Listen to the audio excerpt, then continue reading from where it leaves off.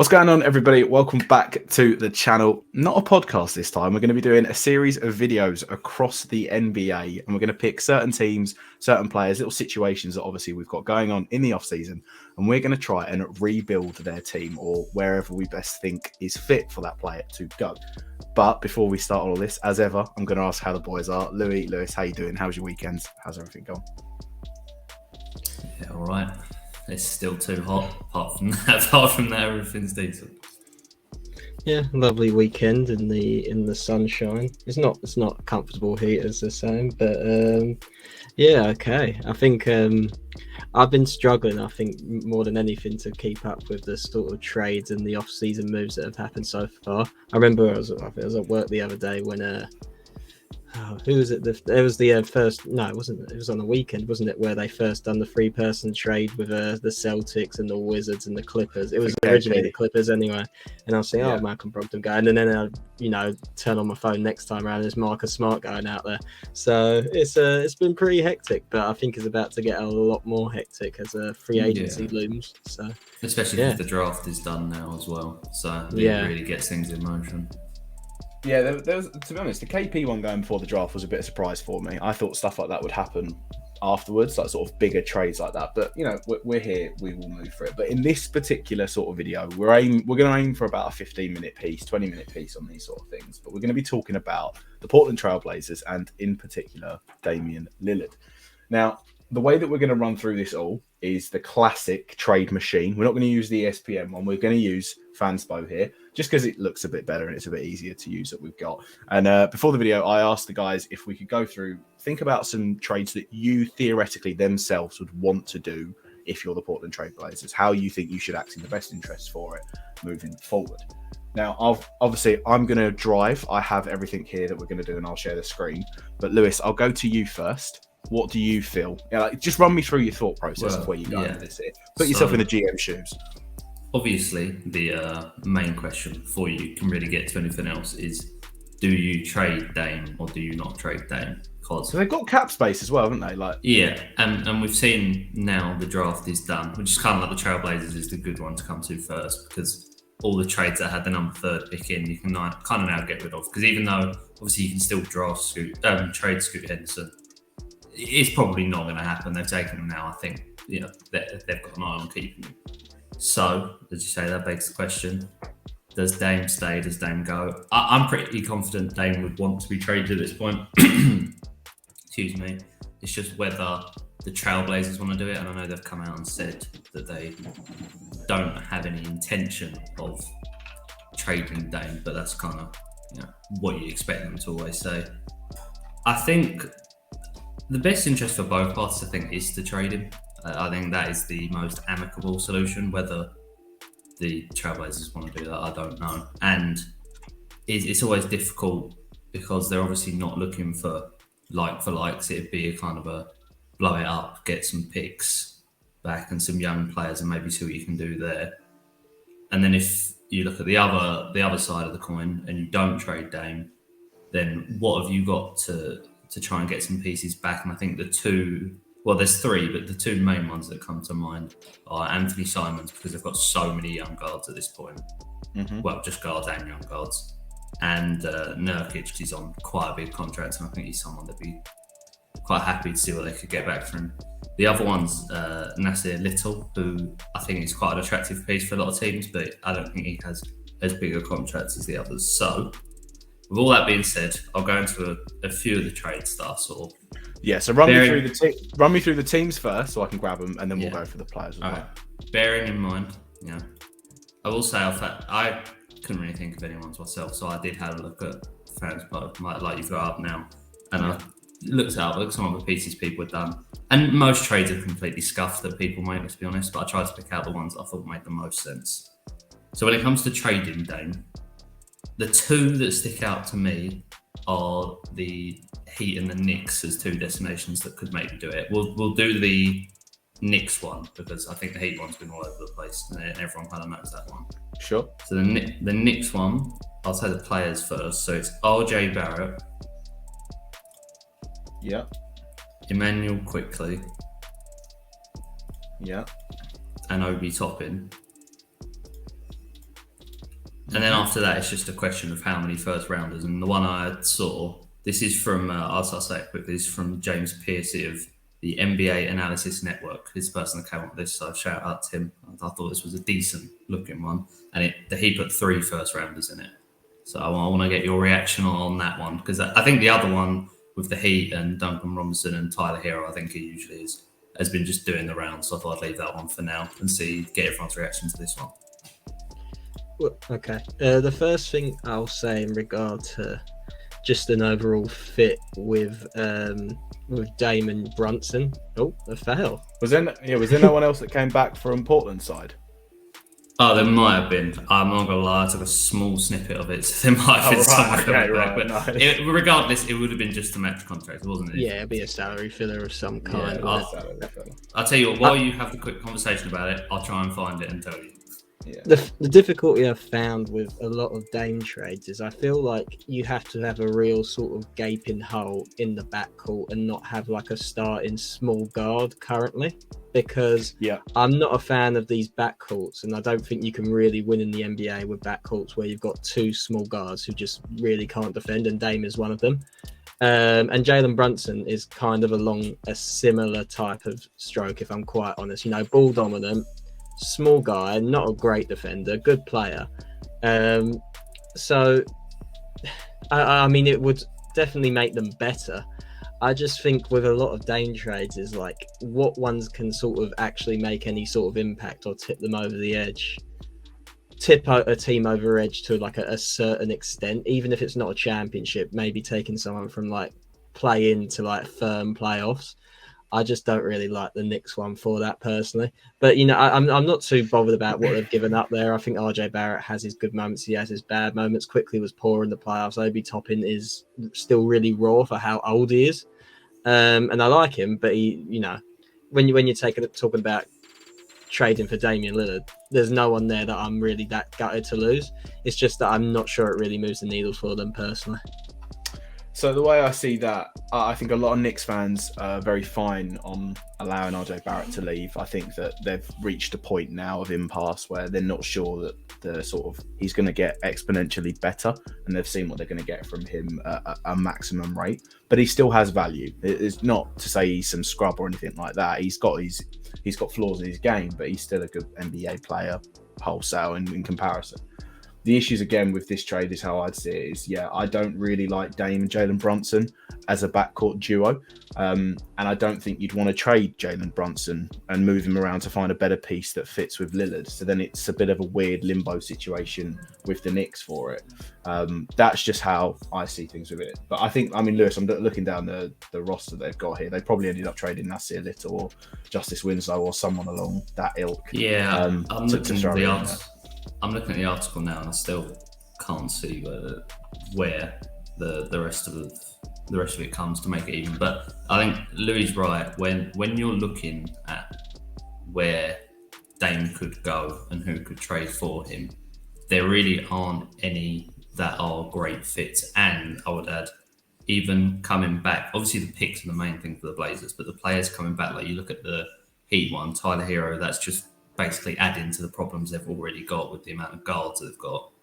And then, you know, obviously RJ Barrett's a bit different because he's got a bit more size about him and you can play at one of the 4 positions. But even that's not amazing. And looking at the other side, where Dame's going, the Heat one's better for that because they're crying out for a player like him. But the Knicks one is a bit more difficult because you would be having him and Jalen Brunson together. I think it could work, but once again, would they be happy in the Knicks? Would they be title contenders? They'd probably have to move a few things more around to be able to get to that point. Exactly. So it's hard. They were just the two I think were the best looking ones. Yeah. So the Miami one is one that I've also got. Louis, do you have any? So I have 2 trades, 3 really, but the third one is a long stretch trade that I sort of built, and I was like, this is never going to happen, but I'll put it in the video. Louis, what other ones have you got? Or are you predominantly on the Heat side? I have got a 3-team one with the Heat involved. Okay, let's run that. Let's run that one sec. Do you want to run that through? Yeah, I do agree with Lewis. It's just difficult because I feel like where Dame is going to, he kind of, or like if he stays on the team, he de facto probably is the best player on that team. Maybe you'd say that that's a bit of a question, but him or Jimmy Butler, maybe. It's just that. I mean, with that team, I do think they could win a championship. They wouldn't be my pick with Damian Lillard and Jimmy Butler and everything like that. But the guys that you could maybe get if he stays in Portland and these teammates, these sort of like big swings. You got Zion suggested, Brandon Ingram, Siakam. Are they really that good enough to catapult the Trailblazers into title contention? You'd probably say no. If that's not good enough, then I think they should trade him. That's just my opinion on it. But so this three-team trade is between the Heat, the Trailblazers, and the Pistons. So I guess it's sort of trying to solidify the Heat at the top of that championship bracket, trying to give the Trailblazers an opportunity to sort of like blow it up, I guess, and maybe making the Pistons a little bit better than what they are now. So you got Dame's the only person. Dame's going to the Heat. Yeah, he's the only person going to the Heat here. Going to the Trailblazers would be Kyle Lowry, Bojan Bogdanovic, who could probably get traded along. Both of those guys could probably get traded along somewhere else. Yeah. Duncan Robinson, and then Jalen Duren. And then the Blazers would also get 3 first-round picks and then a round 2. This is not my trade, by the way. I don't have the bandwidth for a 3-person trade in my head. And then the Pistons would get Anthony Simons, and they would also get Yusuf Nurkic, who is absolutely useless these days, so it's kind of a dead weight. So tell me. And then the Blazers were getting. I assume the Heat are going to give some picks up here. No. I can't remember who's. It doesn't say whose picks they are actually in this trade. It does. 2024 round 1 Miami Heat. 2026 round 2, which is via Oklahoma, Dallas, or Philadelphia. Yeah. And then you got a 2027 round 1 and then a 2029 round 1, and those are all from the Miami Heat. I'm not a big fan in taking first round picks from a team that I think are probably going to be good most of the time. Like the Heat are a team that you shouldn't really target for like a load of picks. You're looking at your Timberwolves there, like the Utah Jazz hit the jackpot on that type of scenario. Yeah, but, the issue with that trade is you can't use that as a yardstick because it's just an anomaly. It isn't a benchmark. That trade was a complete outlier, and I think this is the issue now when you have teams like the Blazers that are looking and they're going, well, this is what Gobert got and Lillard is a far better asset, and then you're like, well, no one's ever going to pay that anyway. There's 2 yardsticks here, isn't there? There's the Bradley Beal Phoenix Suns one where I don't think they got a first round pick. Am I correct in thinking that? I don't think they did. I think they got second rounds or pick swaps. Once again, that is I would put that along the same lines as Gobert, where because of that no trade clause, they just had to do basically what he wanted. So that one's kind of out the window as well. Yeah, so I think for all these teams it kind of makes sense. I think you'd be looking to move on a couple of those players that the Trailblazers get, and then they're just going to be quite bad. You got Scoot, just give him the ball and let him sort of develop and be the point guard there and be the man. And then the Pistons would be probably slightly better with Anthony Simons at the very least. I know I just said Nurkic is useless, which is that's just my opinion. I just don't think he's very good anymore since that really bad injury that he got. But Anthony Simons is a good player, and I think he could maybe elevate the Pistons slightly, and then the Heat get Damian Lillard, which is, I guess, what the end game is here, really.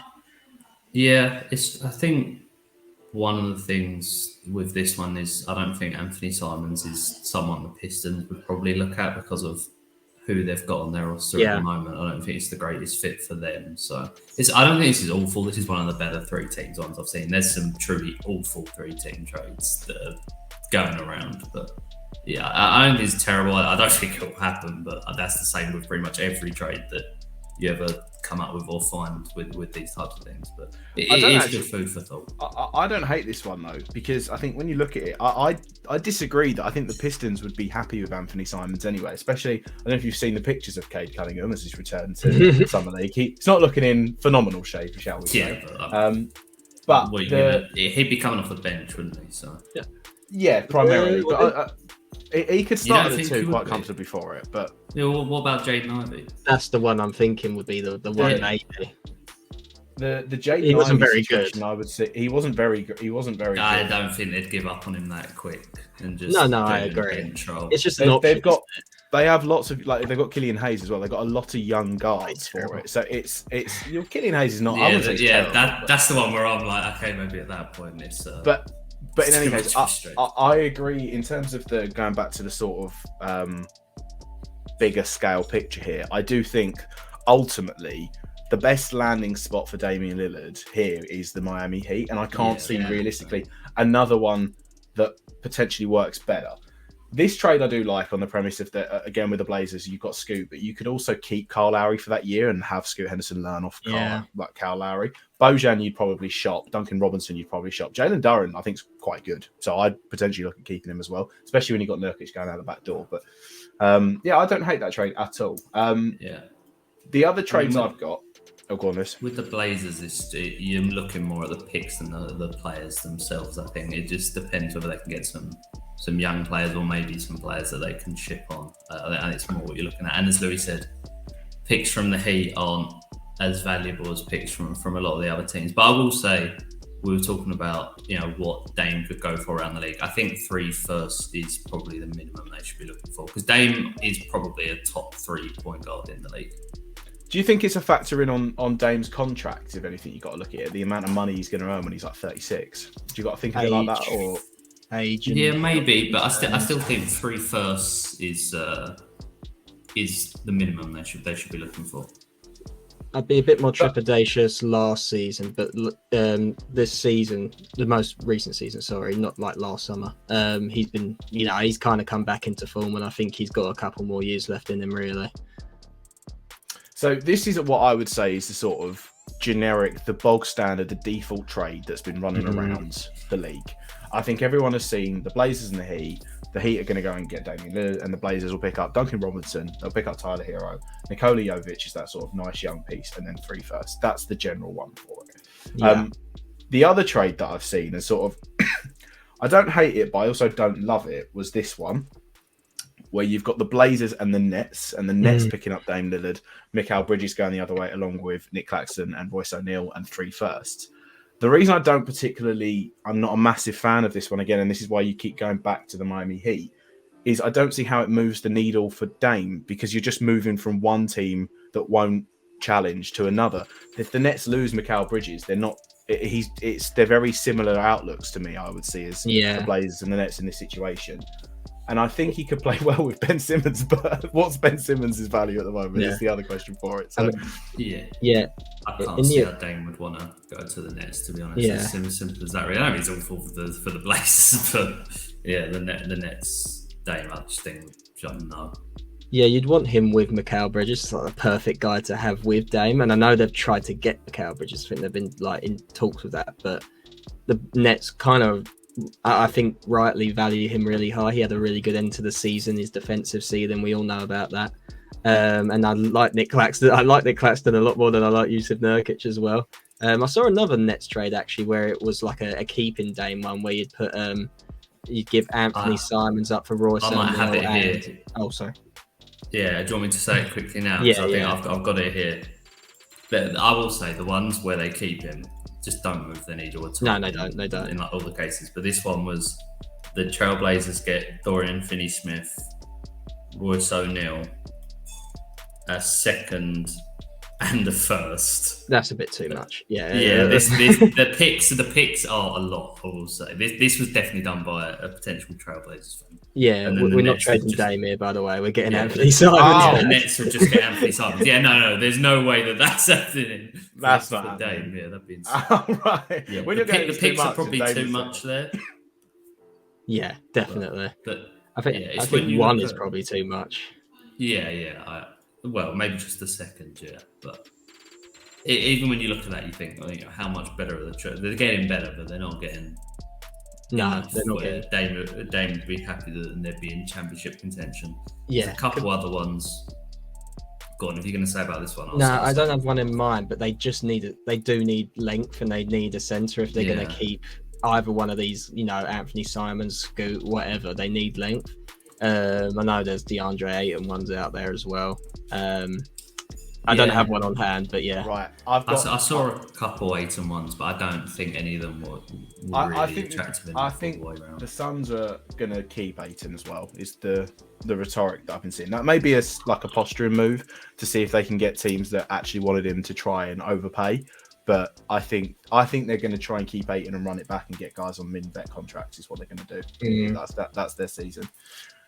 In the interest of time, and I think we've all agreed that the Miami Heat trade, and sort of in particular, not necessary to the finer details, but this trade here is probably the most likely scenario, best fitting scenario for everyone involved. I think we would cautiously agree on that, right?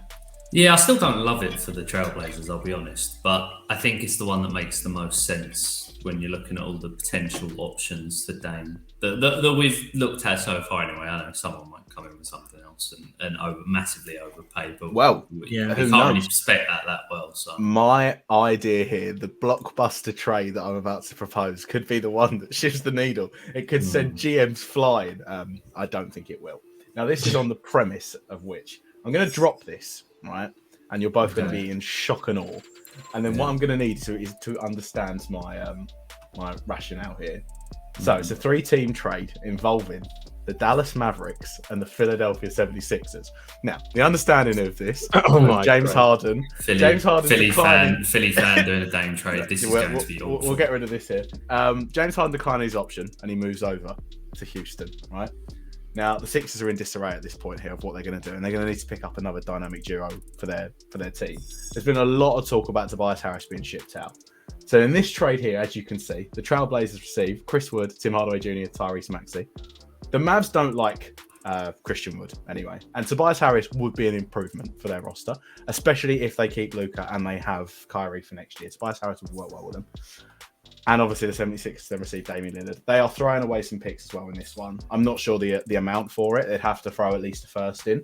But the Sixers are getting the cap space in reduction for this. And this is how this trade works. I want your initial feedback on this right here.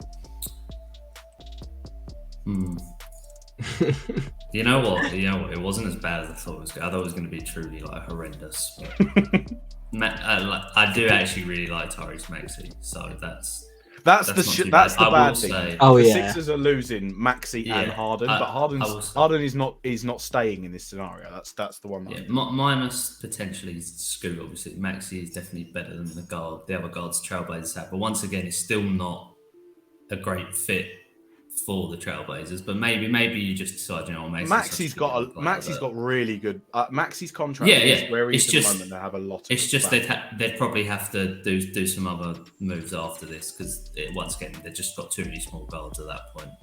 And And one first back for Dame. I don't know if the picks for it too happy about that. Where you'd have to come around with it from, and then this is where you may have to get a fourth team involved, because the Sixers, I can't see they would be giving up Maxey and a couple of firsts, maybe 2 firsts, and also losing Tobias Harris. And I know that their valuation of him at the moment in the actual market seems to be ridiculously inflated upon what his actual worth is. But if you look at it in this sense, the Sixers are going from their roster being cut from losing Harden, losing Maxey, and losing Harris to only getting Dame Lillard back. So then for next year, you're looking at the pieces that team's got. You're going to be playing like DeAnthony Melton, Damian Lillard.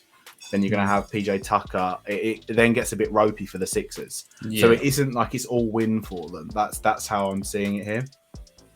It definitely. Yeah, I mean, they've said before multiple times they don't want to get rid of Maxey, so I'm sure that and then getting rid of Tobias Harris on top, that is 2 big pieces of their team. So it is a lot, even without giving up more, as you say, pick-wise to acquire Dame. So maybe another team would have to get involved. I just wanted to throw something new on the block. I'm fed up of seeing Dame Lillard's Miami Heat. I wanted to throw some fresh ideas in. Yeah, I guess it also depends. You're saying about the picks. I guess it depends on whether you're valuing like a prospective first-round pick. And I know people just like to have the picks over someone we know is quite good in Tyrese Maxey, who's good and young and cheap at the moment anyway. So, I mean, I don't think this is much of a win-win-win for everyone involved here. I don't mind Tobias Harris on the Mavericks, actually. I think he could probably do quite well there. But given the Sixers valuation for him, like you mentioned, it seems pretty small considering that they want Jared Allen and Evan Mobley and the whole barn. So I did see another one. I'll hear another one actually that involved. I think it would have been Dame going to the Timberwolves, and that would be Karl Anthony Towns going the other way with, I believe, and some salary for it. Might be Torian Prince of some kind, and then some serious sort of draft compensation there. I'm not sure what the draft compensation the Timberwolves have left, considering the boatload they gave up for Rudy Gobert. Didn't mind that one. I just think, when we think about Trailblazers fit, any case, they want to lose if they're doing this. They want to get like down to the bottom of the standings and get a high draft pick. I'm not too bothered about fit. It's just more about who they're going to choose to go with moving forward. If it's Tyrese Maxey or whatever. Karl Anthony Towns is a pretty good player. You're going to lose if he's the best player on your team, unfortunately. Especially if you pair. But I think he'd be quite okay with Scoot. I didn't mind that one, and I think you're thinking about the Timberwolves with Dame. There's a bit of a hole there at the point guard. They've got Mike Conley at the moment, but Dame, Anthony Edwards. They just re-signed Naz Reid, which is maybe me thinking that one of these centers is going to get traded. You can't have Naz, Karl Anthony Towns, and Rudy Gobert all on big money, all at the same position. So that was one that piqued my interest. But I do think my three-team trade with the Heat was probably the best one that I've seen. I forgot there was one more trade that I had, and I just realised I've closed it by accident. So let me quickly build it, and then we'll end it on that one. Okay. But apart from that, I'm just fed up of. I think it is the situation of it. I think it is the best landing spot is the Miami Heat, but this is the other one where, and then it was this. I'm just tired of seeing that Dame, if I'm honest. And he's like, "Oh no, I don't run from the grind. I can't have it again. I just can't have another season where it's like, I don't run from the grind. Look at me, this and that. Just trade him somewhere. Just get him somewhere else. It's just getting a bit boring." So this is the final trade that we're going to act on here for Damian Lillard, because we have gone over in any case. But it's a 3-team trade again, a bit more blockbustery. And again, it's acting on some of the premises that have been floating about in the rumor mill for the NBA off-season market. The 3 teams involved are the Portland Trailblazers, the New York Knicks, and the LA Clippers. And it is as follows. Paul George arrives at the New York Knicks. Damian Lillard arrives at the Los Angeles Clippers, and the Blazers get 3 first-rounders from the Knicks: RJ Barrett, Evan Fournier, Obi Toppin, and Jericho Simmons. Because the Clippers are posturing to move. That's what they've also been doing. Because I don't think they want another year of both their guys being injured and they can't do anything. I think that's what the idea is. Yes, that is a fair point. I don't know how to think about this one. There's too many moving pieces. I don't think the Knicks would do that trade. Personally, I don't think so either. I don't think they give up that much for Paul George. We're talking about what people value Dame as. Whatever you value Dame at, Paul George is going to be less. Paul George is a lot more. I think. What did Paul George go for? How many firsts was it? It wasn't 7, was it? Everything is what the Clippers gave up for him. But and Shai Gilgeous-Alexander. He's just. I obviously think Paul George is a great player, and he one of those players that can fit on literally any team in the league.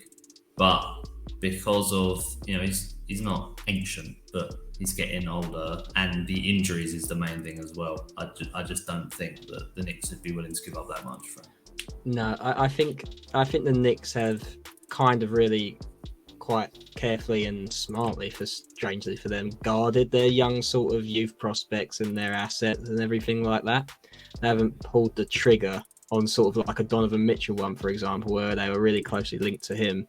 They held off on that, and he's more of a surefire, at least he'll play in the playoffs type of player at the very least than Paul George is. I think that's the sticking point here. I don't mind Dame with Kawhi and the Clippers with all their length and everything like that. I don't mind that.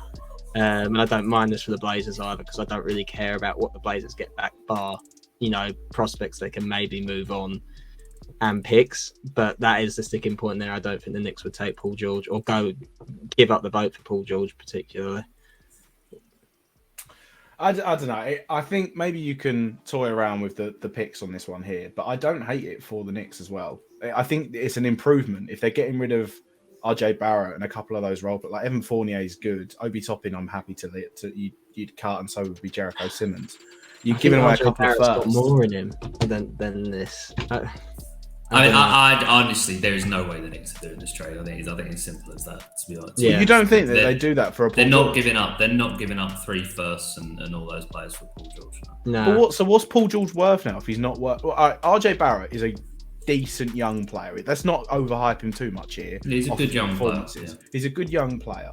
Evan Fournier, Obi Toppin, and Jericho Sims, right? And then you got 3 firsts. What's Paul George worth here? What's his value? He's not worth. I don't think people would give 3 firsts for Paul George. So RJ Barrett and 1 first? Is that Paul George's value? Well, no, yeah, but the issue is, maybe a couple of picks, but the issue is the Trailblazers wouldn't take that. So I just don't think there's a way that this 3-team trade could work. No, I think to put it from another perspective, if you were the Clippers in this scenario, you'd be laughing to the bank. I think laughing to your big stadium with all your toilets, personally. Yeah, Lillard would be a fantastic addition. Yeah, okay. So that is exactly what they need. The Clippers. All right, hang on. So if you're looking at it from that, I agree with you here. I think the Knicks isn't that bad. I don't think 3 firsts and RJ Barrett is that bad for Paul George. I really don't. The Clippers and the Trailblazers is the situation where you're right here, and they'd have to give something else up. But looking at the Clippers roster, what Zubac is that? No, Roko's got no value. Covington can't play anymore. The problem is you think it's fine for the Knicks. I think the Knicks are the ones that would be the least happy coming out of this. Yeah. So that's what I'm saying. If you could find a piece here, like if it would be Zubac going over to the Knicks, would that solve it? No, not at all. There's nothing the Clippers could really give up. I don't think. Nah, unless you're bringing in a 4th team here, which maybe embellishes the Knicks a bit more, but that is just another can of worms that my creativity is not stretching to. Maybe you get another team that could get something and give up a pick, but I don't know what that would be that they could get. Another team would give up a pick for, so I just don't think it works. I think this is my personal opinion. This isn't anything more, but I do think the Knicks are biding their time and they're waiting for Joel Embiid to ask for a trade. That is actually I think what might happen. That's what you're thinking. Yeah, but what are the Knicks going to give? What are the Knicks going to give? They got Paul George. Yeah. Oh no. In that scenario, I think. That would be a desperate trade out for Philly, obviously. But I do think that's what they're thinking about, and I think they're looking at disgruntled superstars more so. And I just don't think Paul George is quite of that. Not the caliber. He's the caliber of player that they could take. It's just the health. Yeah, that's just it's just the health concerns. Yeah, I could see them moving for Paul George potentially, just not in this context. As you say, I do think they're in that sort of phase where, as you say, they've constructed their team quite well, and now they're looking to really add that star/superstar player to really elevate them. Who that will be, I don't know. I guess we'll find out. But I don't think it's in this scenario. I think the lesson that we can take from this though is this is how hard it is, because unless you're doing that 1-team trade with Miami, it's so complex because of Dame's value and the murky waters per se around it. When you then get others involved that are on similar contracts, it's then tough. It's very tough to construct any of these sorts of trades that involve multiple teams that people try and make. It is extremely difficult to please all parties, let's say, and that's why. These people get paid so much money to do it. So yeah. And if there are any NBA GM spots available, as you can see, my talents are on display right here. But yeah, I think what essentially we summed it up on that one in terms of trying to get back to Damian Lillard and rebuilding the NBA side of stuff for the Blazers. I think for all best interested parties, it probably would make sense for Lillard to be shopped, because we can't see the Blazers challenging with what they have at their disposal to sign. And it does look like the Miami Heat trade with Duncan Robinson, Tyler Hero, Nikola Jovic, and a couple of picks, or whatever the combination will be, unfortunately does seem to be the most likely. And I say unfortunately just because we're sick and tired of hearing it and it's been going around forever. But if you've got any other ideas of where you think Damian Lillard should be going, put them in the comments down below. Also, because we're going to be doing a few of these videos across the NBA offseason, put in the comments down below some trade ideas and things that you want us to discuss, whether it be players, whether it be franchises. Let us know in the comments down below. Guys, do you have anything else that you want to say before we wrap this up? No, I think that's about everything on the Trailblazers Lillard situation. Yep, nothing from me. All good. Well, thank you very much for listening and watching as well. If you aren't subscribed over to us here on our YouTube channel, please consider doing so. Smash the like button, leave a comment like we said before, and we'll catch you in the next video. Peace.